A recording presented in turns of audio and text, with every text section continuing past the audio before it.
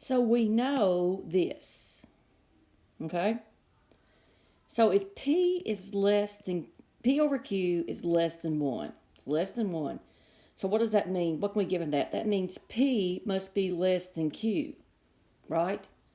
Because if P was larger, like 5 over 2, it wouldn't be less than 1, okay? So which of the following must be greater than 1? It's got to be Q over P. I'm not even going to look at the other answers because Q is the bigger number. And now you put the bigger number in the top, so that has to be more than 1. For example, 2 over 5 is less than 1. Okay? Any example you come up with, the number in the numerator is going to be smaller than that for it to be less than 1. Well, when you flip that around, Q over P, you get 5 over 2. And that's going to 5 over 2, which is greater than 1. So your answer is E. Skip all these other ones.